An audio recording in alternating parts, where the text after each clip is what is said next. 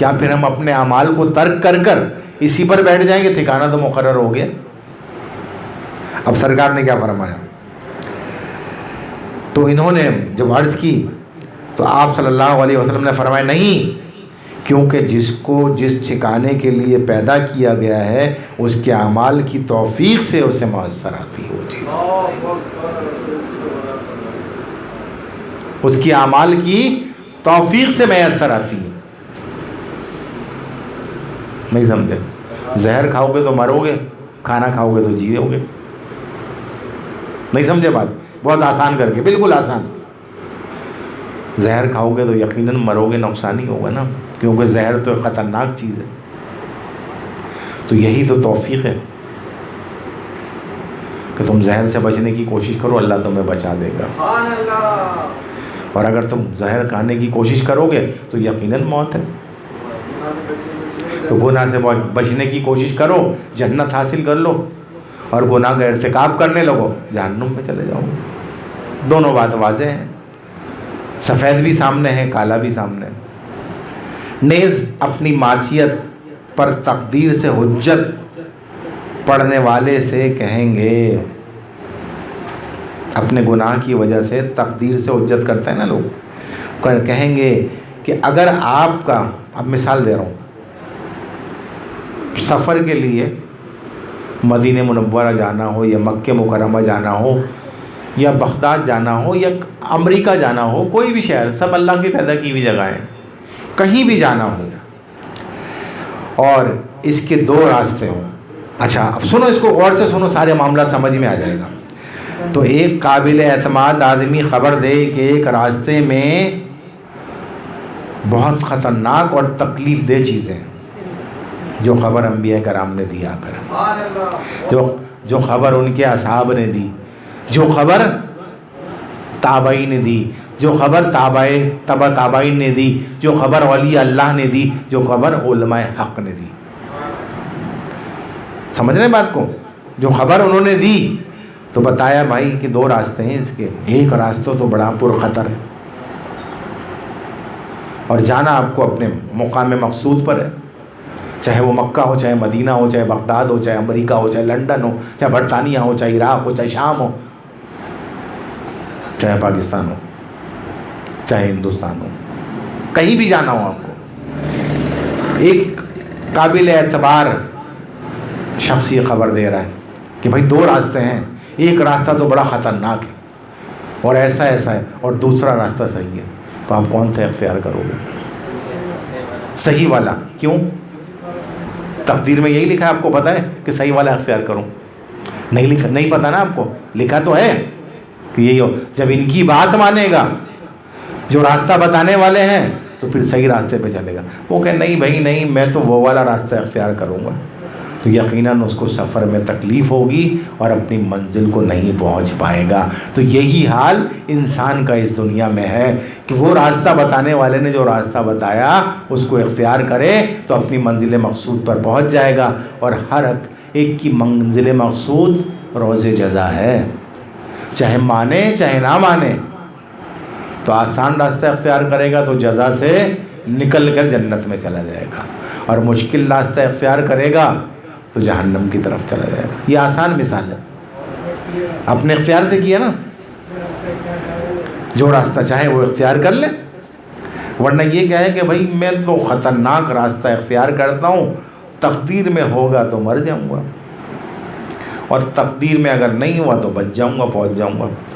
تو یہ تو عقل کی بات نہ ہوئی نا، ریبوٹ تو نہیں ہے کہ بس یہ فٹ کر دیا اسی پہ چلتا چلا جائے گا. تو بس جب اگر آپ نے غلط راستہ اختیار کیا تو پھر لوگ یہی کہیں گے ارے تو دیوانہ ہے، پاگل ہے، اس کو پتہ تھا اس کے بعد غلط راستہ اختیار کیا، یا اپنے اختیار سے کیا اس نے. اور ہم یوں بھی کہیں گے اس طرح سے بھی کہ اگر آپ کو دو ملازمتوں کی پیشکش ہو، ایک ملازمت میں پگار اچھی ملتی ہو، بہت فیسلٹیز بہت زیادہ ہوں، سہولیات ہوں، ماحول بہت اچھا ہو، اور ایک نوکری ہے اس میں دشواری بھی ہے، پگار تنخواہ کو کہتے ہیں، تنخواہ بھی کم ہے، سہولیات بھی کم ہیں، تو آپ کون سی اختیار کرو گے؟ آپ بتاؤ نا، کون سی اختیار کرو گے؟ اچھی اختیار کرو گے نا، کہ یار اس میں فائدہ ہے مجھے، ایسا ایسا ہے. تو پھر اپنے آخرات کے معاملات میں کیوں اچھی چیزیں اختیار نہیں کرتے ہو؟ جب آخرت کے معاملات ہیں تو اس میں کیوں کہ تقدیر میں یہ لکھا. یہ بھی تو کہہ دو نا بھائی یار میں بری اختیار کر لیتا ہوں، تقدیر میں لکھا ہوگا تو ہو جائے گا. سب چھوڑ دیتے ہیں، بولے نہیں یار اس میں فائدہ ہے. تو لوگوں وہی فائدہ تو بتانے کی کوشش کر رہا ہوں کہ دنیا آخرت کی کہتی ہے دنیا مزرعۃ الآخرہ. جب اس کو سمجھ جاؤ گے تو معاملات حل ہو جائیں گے. اور پھر اس میں آدمی تقدیر کو حجت نہیں بناتا، کہتا ہے یار میں نے اپنے فن سے حاصل کر لیا، یار میری تو ایبلٹی اتنی تھی، میری تو قابلیت ہی اتنی تھی. اب تقدیر بھول جاتا ہے، اب نہیں یاد آتی. تو یہ انسان کی غلطی ہے. اور یہ بات یوں بھی کہی جا سکتی ہے، جب آپ کسی جسمانی بیماری کا شکار ہوتے ہیں تو علاج کے لیے ڈاکٹر کے دروازے پر دستک دیتے ہیں یا معالج کے دروازے پر، کہیں بھی حکیم کے پاس، کسی کے پاس، وید کے پاس دستک دیتے ہیں. آپریشن کی تکلیف اور کڑوی دوا پورے صبر سے برداشت کرتے ہیں. کیوں؟ بیماری سے شفا یابی چاہیے ہوتی. تو آج کل بھی ہم اسی بیماری میں مبتلا ہو گئے ہیں کہ ابھی اچھائی کی طرف آنا بڑا کڑوا لگتا ہے، ہمیں بڑا تکلیف دہ ہوتا ہے. اس پیغام کے مطابق زندگی گزارنا جو رسول اللہ نے دیا بہت مشکل لگتا ہے، لیکن بظاہر تو کڑوا لگ رہا ہے، لیکن شفا یابی سے فائدہ بھی تو آپ کو ہوگا، ہٹے کٹے بھی تو آپ ہی ہوگے، نفع بھی تو آپ ہی اٹھاؤ گے اس کا، تکلیف میں سے بھی تو آپ ہی نکلو گے. بات دراصل یہ ہے صبر، شکر اور ذکر. صبر میں ہے زبر، شکر میں ہے. تو اس طرح ذکر کر کے زیر ہو جا، اور زیر ہو کر شکر کرتے ہوئے پیش کر دے اس کو، تو اللہ تجھے زبر کر دے گا، کیونکہ وہ صبر میں ہے زبر. سمجھ ہیں بات کو؟ تو ذکر میں زیر ہو جا. یہ نہیں ہے کہ میں اللہ کی بڑی عبادت کرتا ہوں، میرا چوڑا اتنا، میں تو مسجد سے نکلا، ابھی تو مسجد سے آ رہا ہوں بھائی. ایسا ہوتا ہے نا لوگوں کو. تو ان سب سے ذکر میں زیر ہو جا. لفظ ذکر میں ہے بھی زیر. اور اس کے بعد شکر ادا کر، باری تعالیٰ تیرا شکر ہے کہ تیری توفیق سے میں نے یہ کام کر لیا، ورنہ میری اتنی طاقت، قوت، ہمت نہیں تھی. تو شکر سے اس کو رب کی بارگاہ میں پیش کر دے. تو یہ تیرا صبر تجھے زبر کر دے گا، بلندیوں پر پہنچا دے گا، دنیا میں بھی اور آخرت میں بھی. بس سمجھنے کی ضرورت ہے. ابھی بھی یہاں کچھ لوگ ہیں ان کو اکتاہٹ ہو رہی ہے بیٹھے میں، اور کچھ لوگ ہیں بڑے محظوظ ہو رہے ہیں، سمجھ رہے ہیں چیزوں کو. تو اندھیرا نکالو لوگوں، اجالا لاؤ، تو اکتاہٹ خود بخود ختم ہو جائے گی. من وہی لگتا ہے نا جیسا من ہوتا ہے. تو من لگانے کی کوشش کرو، وزن والا من نہیں کہہ رہا ہوں. کل پتہ چلا بہت سے لوگ 40 کلو کا گٹا سر پہ اٹھا کے چلے جا رہے ہیں. بولے کیا ہوا؟ بولے من کی بات کی تھی نا، من رکھ کے جا رہا ہے. ایسا نہیں ہونا چاہیے. میں کیا کہہ رہا عرض کر رہا تھا. تو اسی لیے جاتے ہیں نا. تو اس کے بعد پھر جو صلہ ملتا ہے وہ سب کو پتہ ہے. اور ہمارا ایمان ہے کہ اللہ تعالیٰ کی کمال رحمت اور حکمت کے پیش نظر شر کی نسبت اس کی طرف نہیں کی جا سکتی. نبی کریم صلی اللہ علیہ وسلم نے فرمایا وَالشَّرُّ لَيْسَ إِلَيْكَ، اور شر تیری طرف منسوب نہیں ہے. صحیح مسلم کی حدیث ہے. اصل میں شر پیدا کیا اللہ نے، اور خیر بھی اللہ نے پیدا کی، لیکن اس کا ثمرہ تو نے حاصل کیا. تو چاہتا تو خیر کا ثمرہ بھی. تو یہ جو نتیجہ ہے نا وہ برا ہے، کیونکہ تو نے بھائی اب یہاں پر نیت کی بات آئے گی. اب اس کی مثال اس طرح سے دوں. ایک شخص ہے، اس نے ایک مسجد کے باہر کھوٹا گاڑ دیا. نیت کی بات بتا رہا ہوں. اور ایک شخص نے نکال کر پھینک دیا. یہاں پر نیت کی بات آئے گی. نکال کر پھینک دیا. ایک صاحب نظر سے پوچھا کہ حضرت ایک شخص نے کھوٹا نکال کر پھینک دیا اور ایک نے لگایا, بتائیے کون صحیح؟ کہا دونوں صحیح ہیں. کہا دونوں صحیح ہیں. کہنے کیسے؟ بولے بلاؤ جس نے لگایا تھا. اس کو بلایا, لگانے والے کو, کہ بھئی تم نے مسجد کے باہر کھوٹا کیوں لگایا تھا؟ کہنے حضرت میں نے یہ دیکھا کہ ہماری مسجد لب سڑک ہے, لب سڑک ہے ہماری مسجد, اور نمازی اس میں نماز پڑھنے کے لیے آتے ہیں تو اپنی سواریوں کو کھلا چھوڑ جاتے ہیں.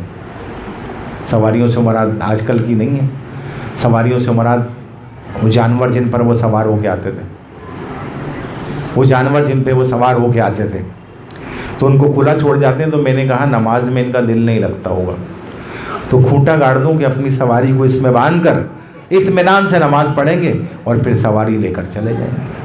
لوگوں سے پوچھا بھائی یہ عمل اچھا ہے یا برا؟ لوگوں نے کہا اچھا عمل ہے. لوگوں نے اچھا عمل, اس کا ثواب ملے گا یا عذاب؟ کہا عذاب کیوں ملے گا, اس کا ثواب ملے گا, بہت نیکی کا کام کیا. اچھا. بولے جاؤ اس کو بلا کے لاؤ جس نے کھوٹا نہیں. بولے بھائی اب جائیں. اس کو بلا کے لائے جس نے کھوٹا نکال کے پھینکا. بھائی آپ نے یہ کھوٹا گڑا ہوا تھا مسجد کے باہر, لوگ اپنی سواریاں باندھ کے نماز پڑھا کرتے تھے, کیوں نکال کے پھینک دیا؟ کہنے حضرت میں نے دیکھا کہ ہماری مسجد لب سڑک ہے اور ضعیف نمازی بھی نماز کے لیے آتے ہیں اور اندھیرے میں بھی آتے ہیں, عشاء اور فجر میں خاص کر. تو میں نے کہا کہیں کوئی ٹکرا کے گر جائے گا تو اس کے چوٹ لگ جائے گی, سرے راہ لگا ہوا ہے, اس وجہ سے نکال کے پھینک دیا. لوگوں سے پوچھا بتاؤ کیسا عمل ہے یہ, اچھا عمل ہے یا برا عمل ہے؟ کہا اچھا عمل ہے. ثواب ملے گا یا عذاب ملے گا؟ کہنے ثواب ملے گا. تو کہنے لگے عمل ایک دوسرے کے مخالف ہے, عمل ایک دوسرے کے, لیکن دیت دونوں کی سالم ہے تو دونوں کو اجر و ثواب ملے گا. اب کہاں ہے بات کرو گے تقدیر کی؟ اب کہاں بات کرو گے تقدیر کی؟ بتاؤ. عمل مخالف ہے لیکن ثواب دونوں کو مل رہا ہے, تو اب تقدیر کی کیسے بات کرو گے؟ تو جو اللہ کی حکمت ہے وہ اللہ کو جاننے دو. جو اس نے نیم قانون تمہارے لیے بھیجا ہے اس پر عمل کرتے چلے جاؤ, دنیا میں بھی بیڑا پار, آخرت میں بھی بیڑا پار. سمجھ گئے؟ اچھا. حضرت حسن رضی اللہ تعالی عنہ کو آپ صلی اللہ علیہ وسلم نے جو دعائے قنوت تعلیم فرمائی اس میں آپ کا ارشاد ہے وقینی شر ما قضیت. حضرت امام حسن الگ دعا, اور ہمارے حضرت پیر و مرشد حضرت علامہ قاری محمد صالح صدیقی رحمۃ اللہ علیہ بھی وطر میں وہی قنوت پڑھتے تھے جو حضرت امام حسن رضی اللہ تعالیٰ عنہ. میری بات ہوئی, انہوں نے بتایا, میں وہ پڑھتا ہوں. حضرت دیر لگتی ہے آپ کو پڑھنے میں. کہا تو وہ جو حضرت امام حسن کو سرکار نے جو دعا تعلیم فرمائی تھی دعائے قنوت, وہ پڑھتا ہوں میں, اس وجہ سے ٹائم لگتا ہے تھوڑا سا. اللہ اکبر. اچھا. مجھے اپنی فیصلہ کردہ چیز کے شر سے محفوظ رکھ, یہ دعا ہے اس میں ابھی جو میں نے پڑھا, اس سے محفوظ رکھ.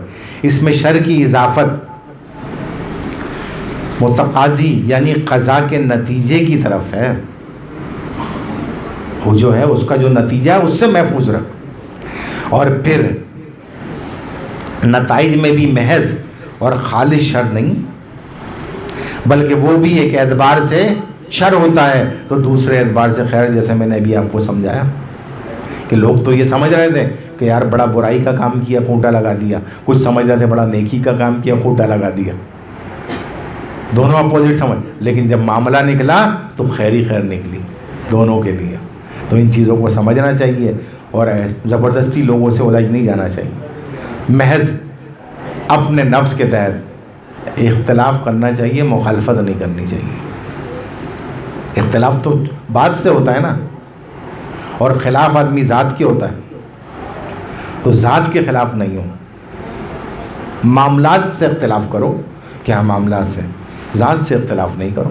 جب معاملات صحیح ہو جائیں گے تو ذات خود بخود صحیح ہو جائے گی. جب ذات سے آدمی اختلاف کرتا ہے کسی کی, تو پھر کوئی اچھائی پیدا نہیں کر سکتا. وہ یقیناً برا پیدا کرتا چلا جائے گا, ہر چیز بری ہوتی چلی جائے گی. نہیں سمجھے؟ یہ اور آسان کر کے سمجھایا, یہ ہمارے لیے ہے.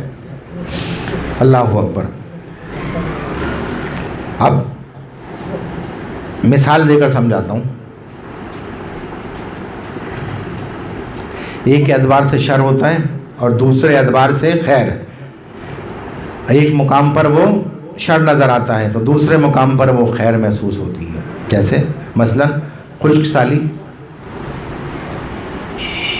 بارش نہیں ہوئی، خشکی، آدمی پریشان ہو گیا، بہت زیادہ پریشان ہو گیا. اور زیادہ بارش ہو گئی تو پھر بھی پریشان ہو گیا. ایسا ہی ہے نا. تو کہیں خیر ہے، اب بارش نہیں ہو رہی، اب دعا کر رہے ہیں یا اللہ بارش ہو جائے، بارش ہو جائے. اب بارش ہو گئی، خیر ہو گئی. اب وہ بارش بہت زیادہ ہو گئی، اب کہہ رہے ہیں اللہ بارش بند ہو جائے، اللہ بارش بند ہو جائے. ایسے ہی ہے نا.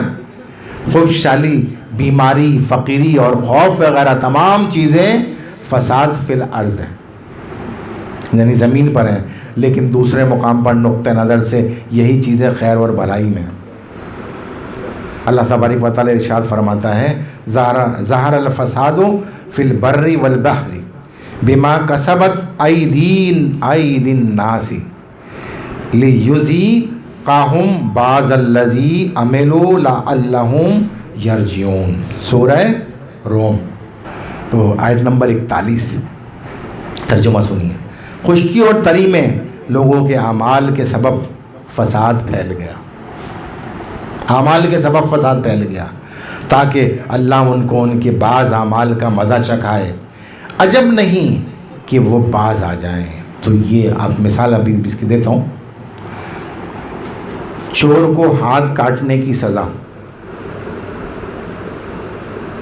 چور کو ہاتھ کاٹنے کی سزا. شادی شدہ بدکار کو رجم، یعنی پتھر مار کے سنگ باری کر کے سنسار کرنے کی سزا. چور اور زانی کے لیے تو شر ہے. سمجھ رہے ہیں؟ یہ تقدیر کا بیان ہے، اس کو سمجھو غور سے. تو جس نے یہ جرم کیا اس کے لیے تو شر ہے، اس کو سزا ملی ہے. بولا یار میں تو بڑی تکلیف میں آ گیا ہوں. اس کا ہاتھ کٹا، اس کو تکلیف ہوئی. لیکن اس کے برعکس دیکھو، کیونکہ ایک کا ہاتھ ضائع ہوتا ہے اور دوسرے کی جان جاتی ہے. سنگریزی میں رجم کرنے میں تو مر جاتا ہے آدمی، اس کا ہاتھ کٹ جاتا ہے. لیکن اس اعتبار سے تو یہ ان کے لیے بھی خیر ہے. آپ سب سوچ رہے ہوں کہ کیسے ان کے لیے خیر ہے ہاتھ کا کٹنا اور مر جانا، یہ کیسے خیر ہے؟ اللہ اکبر. کیسے؟ تو اس اعتبار سے یہ گناہ کا ازالہ ہو جاتا ہے ان کے، یعنی دنیا میں معاملہ برابر ہو گیا، محشر میں سزا نہیں ملے گی. ہاں، اس کے بعد اللہ کسی کے ساتھ ظلم نہیں کرتا. تو جب اسے دنیا میں سزا کاٹ لی تو وہ آخرت میں کوئی سزا نہیں ملی. عمر فاروق اعظم نے اپنے صاحبزادے کو کوڑوں کی سزا سنائی. میں خل 60 کوڑوں میں دم نکل گیا، 80 کوڑوں کی سزا تھی. دیکھو سرزد ہو گئی تھی بشری تقاضے کے تحت. جب سرزد ہو گئی تو اپنے بیٹے کو بھی نہیں چھوڑا، کہا 80 کوڑے لگاؤ، جو قاضی القضاق کا فیصلہ ہے. 60 کوڑوں میں دم نکل گیا. بتایا حضور دم نکل گیا. بولیں گے ٹھیک ہے، 10 کوڑے غسل کے بعد اور 10 کوڑے قبر میں اتارنے سے پہلے. اب جب وہ لگ گئے بھی 80 کوڑے پورے ہو گئے تو پھر رونے لگے اور کہنے بیٹا میں نے اللہ کا قانون نافذ کر کے تمہیں پاک کر دیا، اب تم پاک ہو بالکل، اب تمہیں روز محشر اس کی کوئی سزا نہیں ملے گی.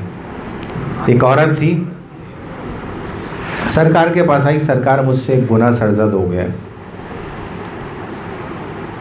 وہ زنا کی مرتکب ہو گئی تھی اور وہ میرے پیٹ میں بھی موجود ہے، پرورش پا رہا ہے، مجھ پر حد لاگو کیجیے. سرکار نے کہا جب بچے کی ولادت ہو جائے جب آنا، جاؤ.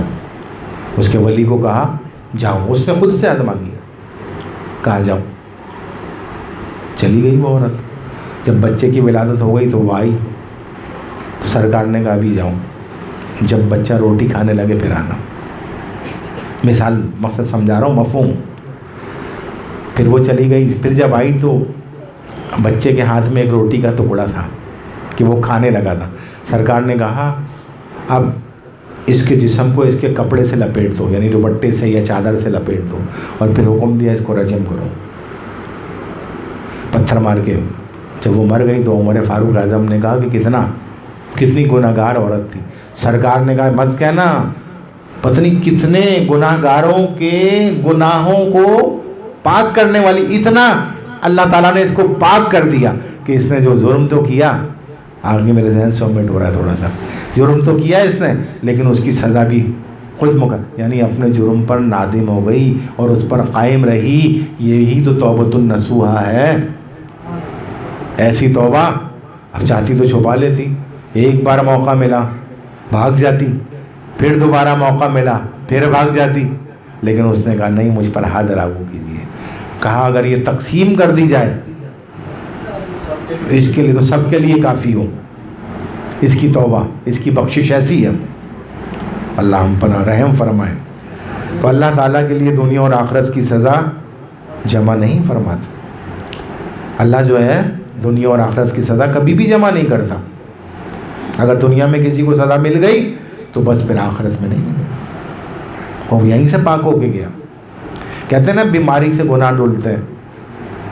اگر کوئی بیمار ہو جائے تو گناہ دھلتے ہیں. بخار کی وجہ سے بھی اس کو برا نہ کہو کہ پورے روئے روئے میں ہوتا ہے اور یہ گناہوں کو کھینچ لیتا ہے. تو یہی تو اس اعتبار سے دوسرے مقام پر یہ اس اعتبار سے خیر ہے کہ اس سے لوگوں کو مالوں اور عزتوں اور نسبتوں کی حفاظت ہوتی ہے اسلامی سزاؤں سے. اللہ تبارک و تعالیٰ ہمیں سمجھنے اور سمجھ کر عمل کرنے کی توفیق خیر عطا فرمائے. وما علینا الا البلاغ المبین. امید ہے سنایا، اور میرا خیال اس میں 7-8 محفلیں لگی ہیں. اب کام آپ کا یہ ہے کہ اس کو خود بھی سمجھیں، دوسروں کو بھی سمجھائیں اور لوگوں تک بڑھانے کی کوشش کریں، پیغام بڑھانے کی کوشش کریں. باقی باتیں الگ.